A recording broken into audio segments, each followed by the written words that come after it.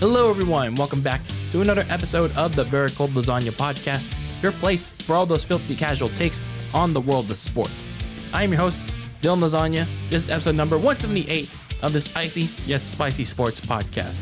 And in this episode, we're here to talk about our second and final part of our 2023 NFL Conference Championship Sundays preview. So we already talked about the first game 2 episodes ago here on Very Cold Lasagna, which was the NFC Championship game between the Kansas City Chiefs and the Baltimore Ravens. And now in part 2, we're here to talk about the NFC Championship game between the 3-seeded Detroit Lions and the top-seeded San Francisco 49ers, which is my team. So with that being said, this is a big weekend coming up to determine who is going to the Super Bowl in Las Vegas, and it's just around the corner, man. For all these football fans, even though those non-football fans, a big weekend for sports entertainment. That being said, before we get the ball rolling on our NFC Championship 2023 preview here in this episode, a little bit of housekeeping before we get started. Make sure you follow Very Cold Lasagna on social media, on X and Instagram at Very Cold Lasagna. If you're listening to this on audio, for all my audio-only listeners out there, make sure you rate and review the show 1 to 5 stars, however you want to rate it, and leave a review as well. Provide me some feedback, what you like, what you don't like. Helps me try to improve the show. And if you're watching this on YouTube, make sure you smash the like button, smash the subscribe button, leave a comment with your own takes on whatever topic I'm talking about. Let's say for this episode, for example, and the many other episodes that I do. And share this with your friends. Share this with a neighbor. Share this with the stranger. Share this with whoever you want to share the Very Cold Lasagna podcast towards. As long, of course, whether it's the good word, the bad word, you're sharing it around about Very Cold Lasagna. So that being said, actually, before we get started, we've already covered the AFC Championship, and then now we're covering the NFC Championship in 2 episodes. And then in between that, we've talked about also the Royal Rumble in between these episodes. So that's coming up as well this weekend. And we did a little 20th anniversary retro review of the 2004 Royal Rumble. So also make sure to check out that episode as well. And yeah, just continue to spread the old icebox and the Very Cold Lasagnas however you can around with your friends, strangers, and all that good stuff. So enough dilly-dallying. Let's talk about this big other game that's coming up this coming Sunday. And that is the NFC Championship game between my San Francisco 49ers and the Detroit Lions. For both of these teams, there's a lot of stake here for both of them. So just for the Detroit Lions, they've had a pretty impressive season, man. They've had a really impressive season, and nobody expected them to really make it this far. But here they are. Here are the Detroit Lions making their first ever NFC Championship appearance since 1991. That's over 30 years. Well before I was born. So first NFC Championship game since their first and only so far appearance in 1991, where they lost to the Washington Redacted, now known as the Washington Commanders, where in that game they lost to Washington before Washington went on to win the Super Bowl against the Bills. Meanwhile, for my San Francisco 49ers, this is their 3rd straight NFC Championship game, having lost in the last 2 years to the LA Rams and the Philadelphia Eagles, and we all know how that story went last year. So this time around, they're hosting the NFC Championship game against the Detroit Lions, and well, we'll talk more about what their expectations are as well. So these 2 teams did not meet each other in the past regular season, so the 2023 season. So just like with the Chiefs and the Ravens, it's been a little bit of a while since these 2 teams last met each other in like actual combat. So the last time they did meet each other in actual combat was in 2021. So same thing, same deal, still same shebang with the Ravens and the Chiefs. So they met each other like at the very start of the regular season in 2021. The Niners went up to Detroit to take on the Lions, and Dan Campbell's first game as a head coach and Jared Goff's first game as a Lions quarterback. The Niners were up big in that game, and that was until the Lions managed to catch up in the 4th quarter and make it a 1-score game, but the Niners went out to hold them off. But you saw some signs. You saw a little bit of some near optimism from the Lions. Some babies, very small baby steps from Dan Campbell's Lions. Some busting the kneecaps there, pal. But anyway, I digress. And, also it was a little bit of a different Niners team from 2 years ago. I mean, of course, Jimmy Garoppolo at quarterback. But, a little bit of a different team back then. Of course, a little bit of a different Lions team back then as well. So here we are. For both of these teams, a lot different now since they last met each other in 2021. So clearly different teams. So let's start with the Lions. How'd they get here? How'd they even get to this point where nobody really thought they would get here? Some people, of course, picked them to win the NFC North, but not make it as far as where they're at now.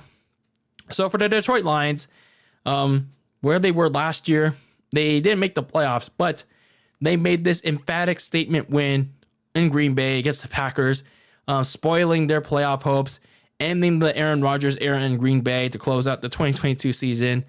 So they pretty much went to the offseason ready to achieve more. They made all these big moves on defense to replenish to try and add to their secondary, add to the front seven, get some weapons on offense to go and support Jared Goff. I think they also made a little bit more moves on the offensive line, which was already really good. So they made all these moves to go and help out their team that's pretty much well on their way already. So they went to this season trying to claim their first ever NFC North title and make it to the playoffs in what felt like the first time in a long time.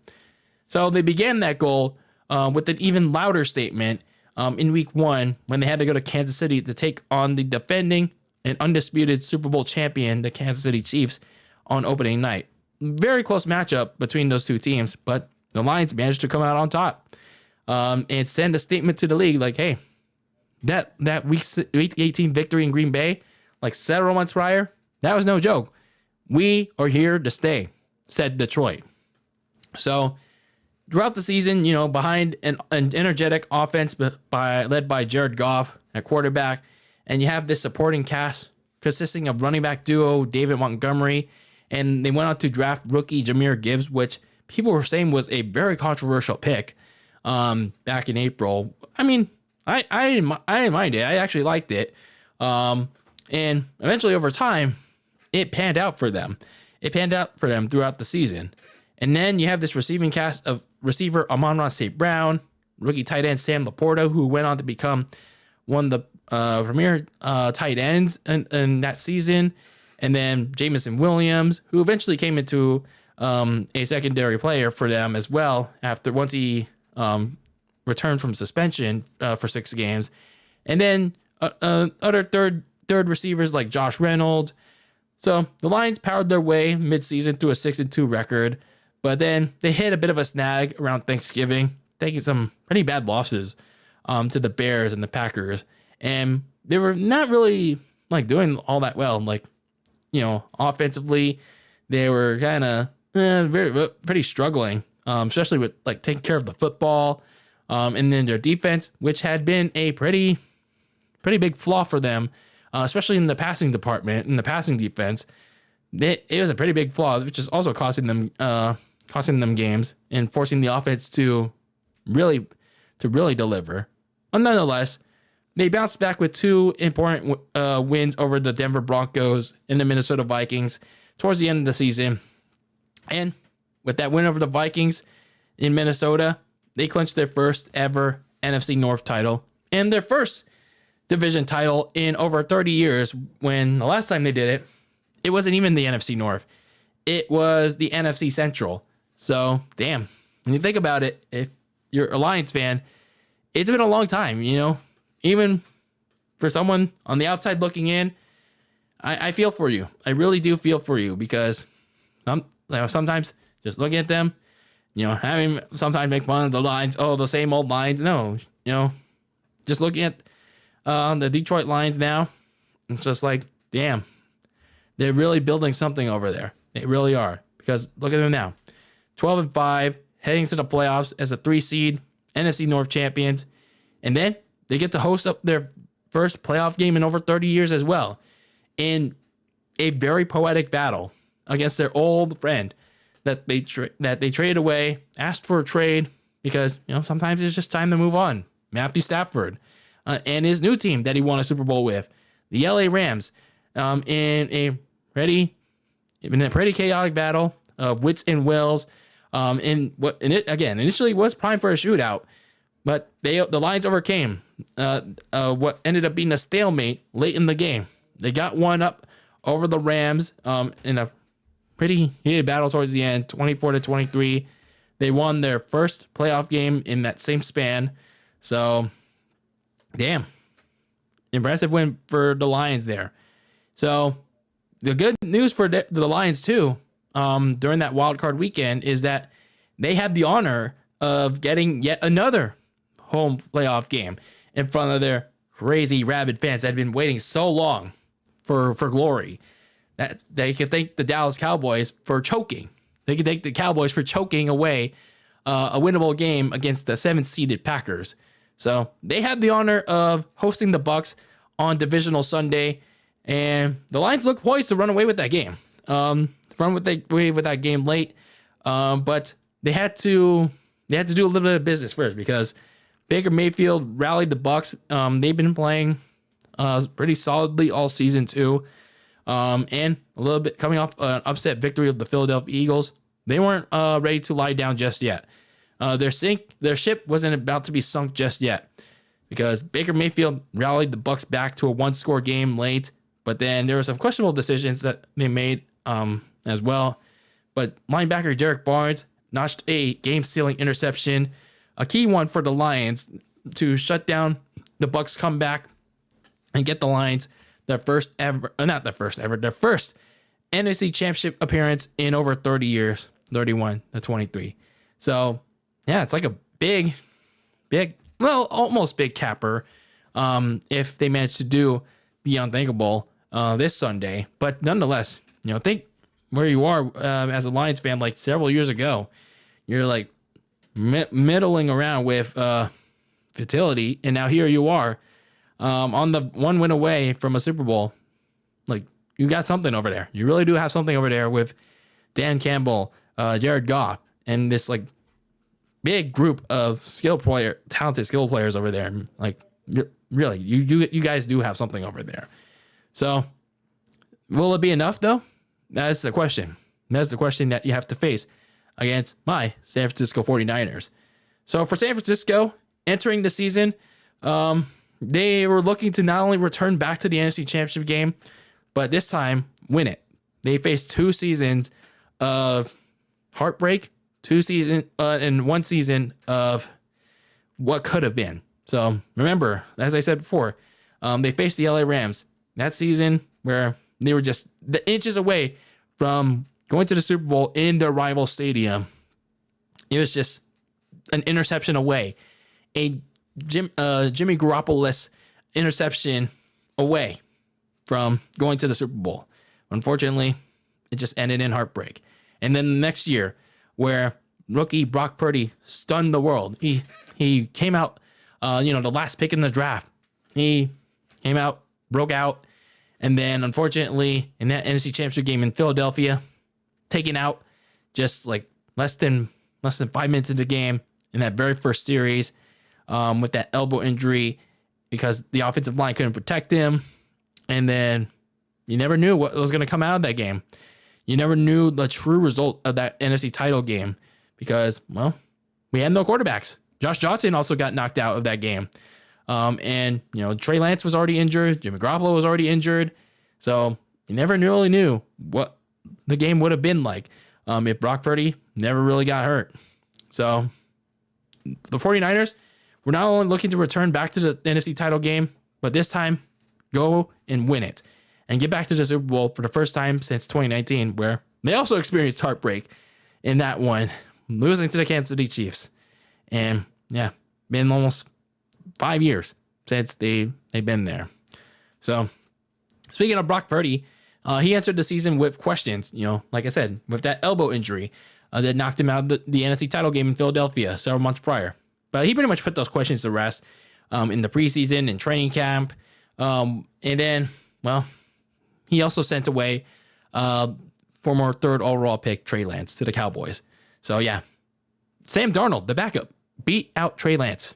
Yeah, we all remember that fiasco in the summer. And, well, I just hope Trey Lance is doing well.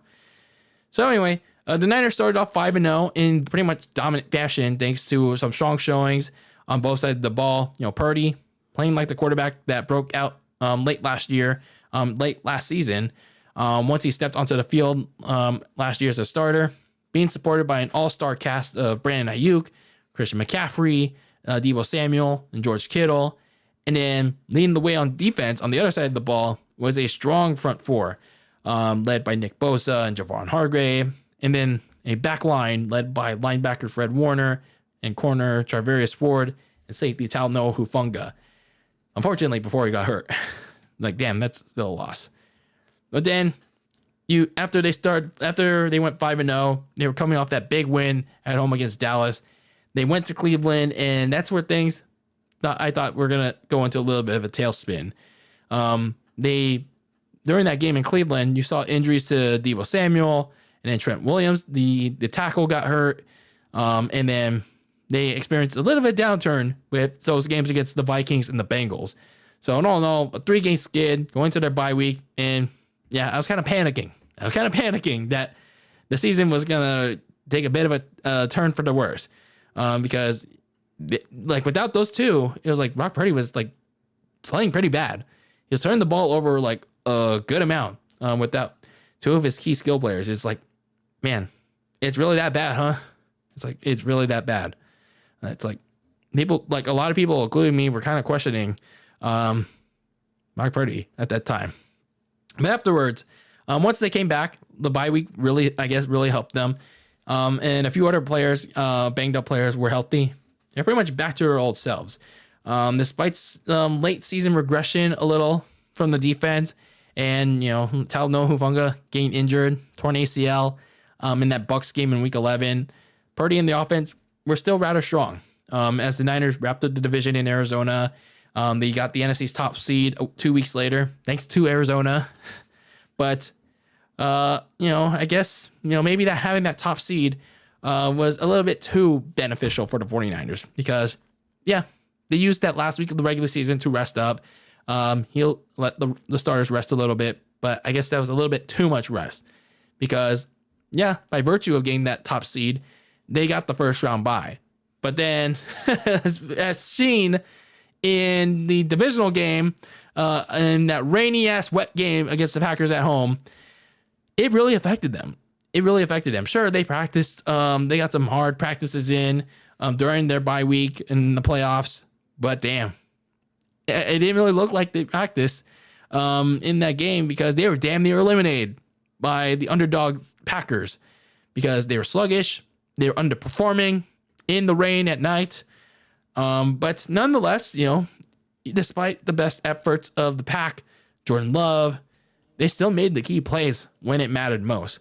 Purdy went on a fourth quarter game-winning drive that was sealed by Christian McCaffrey, running it in, pounding the rock to take the late lead. And then Jordan Love throws a pretty bad pass, trying to go clutch. And then Dre Greenlaw intercepts him for a second time, the most important one, to seal a 24-21 pretty ugly win, to be honest with you.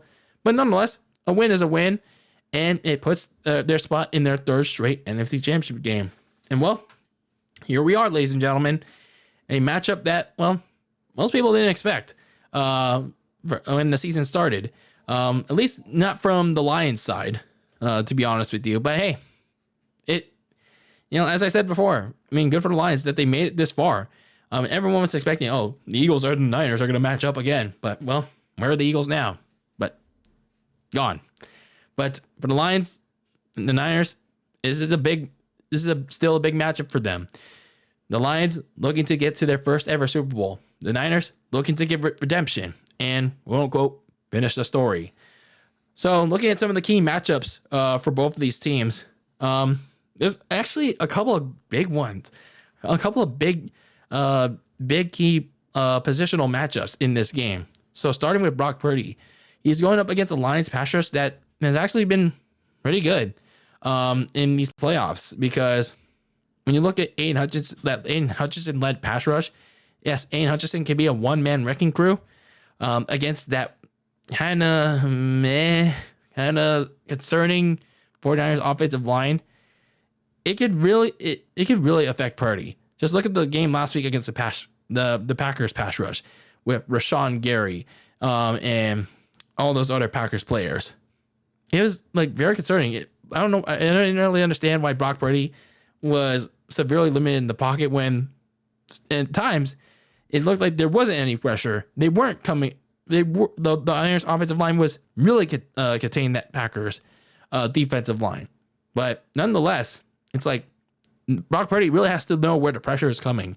The weather is not going to be an excuse this time around, because it's going to be sunny as hell, 68 degrees, clear skies around Santa Clara. So there's not going to be an excuse this time around for Purdy against that Lions pass rush, and especially that offensive line. So Purdy really has to do some damage. And if he can't, then that's a problem.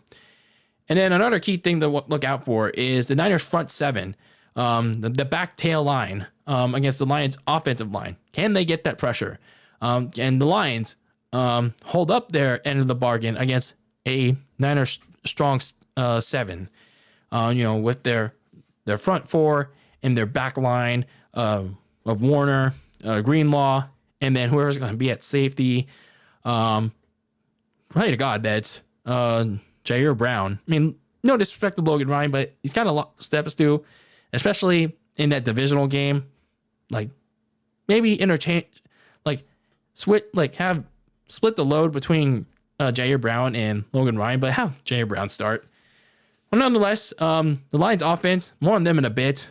They're gonna have a test on their hands against the Niners front seven, and then these two teams are gonna probably beat up each other in the air, because both their teams' secondaries are going to be really tested against their each other's receivers, because the Lions' pass defense is really bad. It is really bad, no doubt about it, especially on the outside. In the middle, it can be okay at times, but when you attack them on the sides, on their corners, it is very suspect.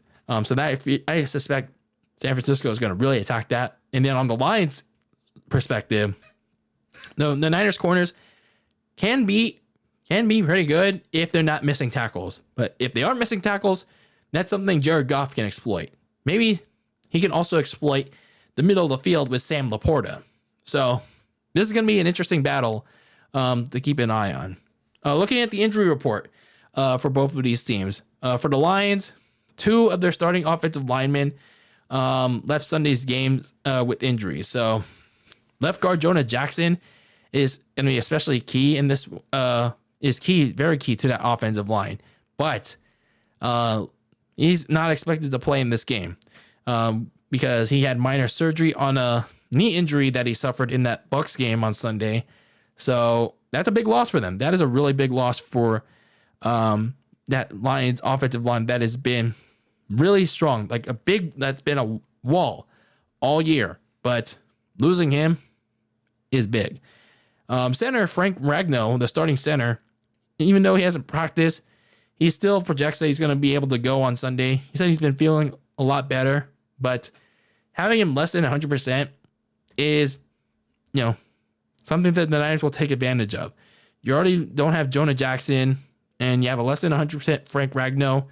So that's something the Niners, especially in the interior with Eric Armstead, Javon Hargrave, and if they want to try to throw in Nick Bosa, try to throw him in the interior on certain plays, that's something they can exploit.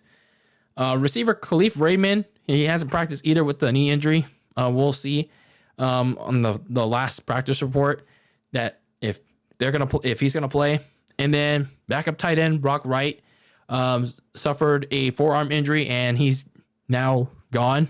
He's on injury reserve. So in a corresponding move, the Lions signed veteran tight end Zach Ertz to the practice squad, and they're probably going to elevate him. So I know people were saying, "Oh, this is a desperation move. How much health does the Jared Goff need?" And that was my initial reaction too. But then I saw the injury news to Brock Wright. So I mean, I can't really knock him for it. So for the 49ers on their side, Deebo Samuel, there was a lot of concern on everybody's side, including my side. Like literally a couple plays into the game, like minutes into the first quarter, he left the divisional game with a shoulder injury. It's the same one that he suffered all the way back in Cleveland in week 6. But thankfully, there's no structural damage. There's no like injury. There's no fractures, unlike last time. So Kyle Shanahan, during the week, he said he's feeling better. And there's videos surfacing on Thursday that he did practice in a limited capacity and he was moving around fine or much better. So it gives him a chance to play. If he practices fully on Friday, so that gives you an indication that he's going to do everything in his power to play in this game. So good signs for Deebo. Meanwhile, edge rusher Clinton Farrell, he was placed on injury reserve with a knee injury before the divisional game. So his season is over. But the good news for the 49ers is that defensive lineman Kalia Davis, his practice window is open, and he was seen practicing in full on Thursday. So he had been out since like somewhere in December with a high ankle sprain. But if they activate him for this game, big depth for their defensive line. So good stuff to see there. The Niners heading into this game pretty healthy.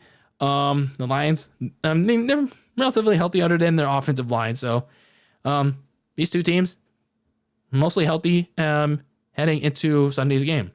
So keys to victory for both of these teams. For the Detroit Lions, starting on their offensive side of the ball, you got to pound the rock with David Montgomery and Jahmyr Gibbs.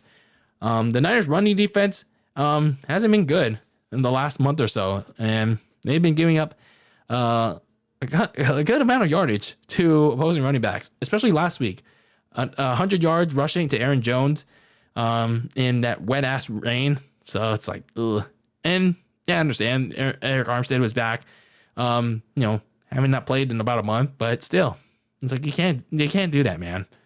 So this is a matchup that coordinator Ben Johnson is surely going to exploit, and whether rain or shine. So expect him to use Montgomery on the inside, and then Jahmyr Gibbs on some explosive running plays on the outside. And then in the passing game, you got to burn the Niners secondary with explosive plays to your various weapons on offense. I already implied to this earlier, or explicitly said this earlier. One of the Niners' other flaws has been the secondary's inability to make the initial tackle. They sometimes also blow coverages, especially if they start slipping and sliding. Start slipping on the grass. And with the Lions' really good offensive line, although they'll be without one of their key left guards in Jonah Jackson, Jared Goff needs to burn that secondary in the middle of the field with Sam Laporta and make some explosive plays with Amon-Ra St. Brown or Jameson Williams.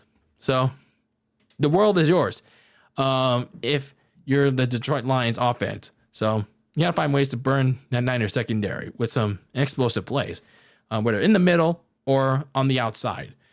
And then defensively, your pass rush has to have another big game, because last week they did a good job forcing Baker Mayfield into some turnovers, especially that key one to end the game. Got 4 sacks on Baker to get the offense off the field. And as I said before, the Niners offensive line, especially when Aiden Hutchinson is slated to line up against right tackle Colton McKivitz. And, McKivitz, he's had some very mixed results. Let's be honest here. That 49ers offensive line, other than Trent Williams, is still one of their weak points. So you want to make Brock Purdy feel very uncomfortable, as he was last week against Green Bay. Generate a crap ton of pressure in the pocket. Meanwhile, for my San Francisco 49ers, you got to figure out how to stop a run.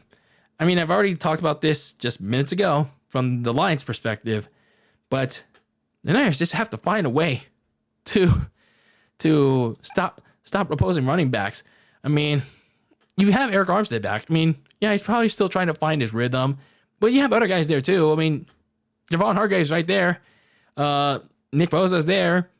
Chase Young, yeah, he's been honestly kind of a disappointment of a trade, but I mean, hey, he's playing on a contract deal anyway. But still, you need to stop the run nonetheless.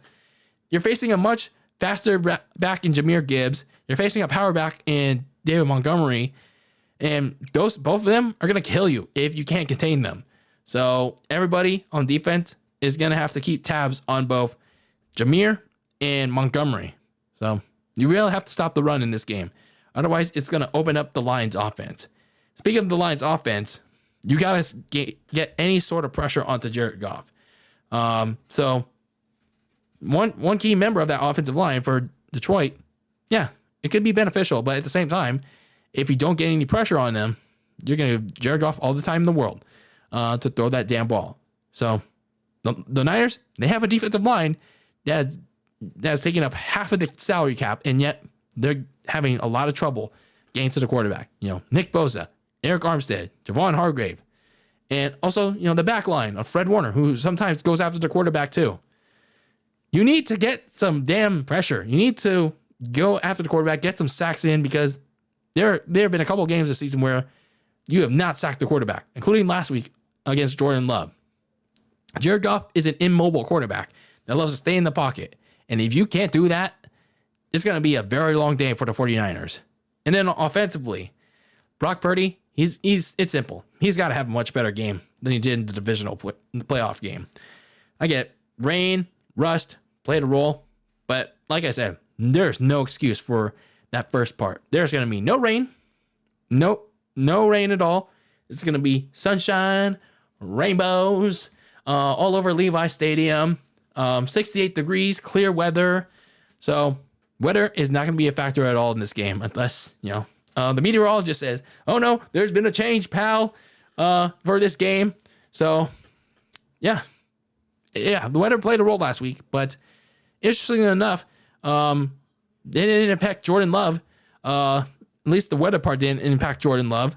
So might have been a Purdy issue because he had a hard time gripping that ball, yet Jordan Love was doing fine with the ball. So Purdy, it's simple. You got to play much better while erasing last year's memory of the early exit from the NFC title loss. Because, yeah, you don't want to go into this NFC Championship game and then have a terrible performance again, and pretty much, you know, tell the world that it's like, oh, this is what would have happened last year too.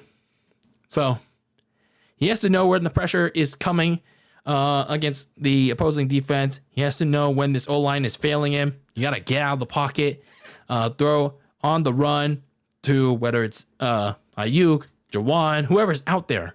You got to be able to, you got to get back to throwing on the run out of the pocket.